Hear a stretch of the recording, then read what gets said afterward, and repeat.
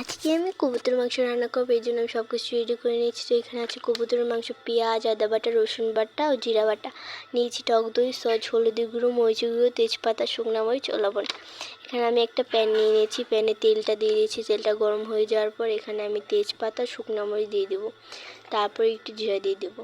তারপরে এগুলো হয়ে গেলে তারপর আমি এখানে পেঁয়াজ দিয়ে দেবো। পেঁয়াজটা দিয়ে দেওয়ার পরে ভালো মতো ভেজে আবার নেড়ে নেবো। ভাজা হয়ে গেলে এখানে আমি যে বাটা ছিল বাটাগুলো দিয়ে দেবো। তারপর আবার একটু নেড়ে হলুদের গুঁড়ো, মরিচের গুঁড়ো দিয়ে দেবো।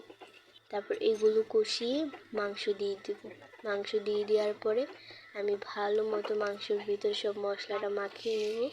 মাখিয়ে নিয়ে নেওয়ার পর তারপর আমি এখানে টক দই সস ছিল, সেই সসটা আমি দিয়ে দেবো। তারপর ঢাকনা দিয়ে দেবো, জল দিয়ে একটু ঢাকনা দিয়ে দেবো। 2 মিনিট পর ঢাকনাটা উঠিয়ে আবার নেড়ে নেব। নেড়ে নেওয়ার পর আমি আবার একটু জল দিয়ে 15 মিনিট রেখে দেবো। জল দিয়ে 15 মিনিট আমার রেখে দেওয়ার পরে আমি ঢাকনাটা উঠিয়ে প্রায় দেখি জলটা শুকিয়ে এসেছে। আমি একটু নেড়ে তো রেডি আমার কবুতর মাংস। টাটা।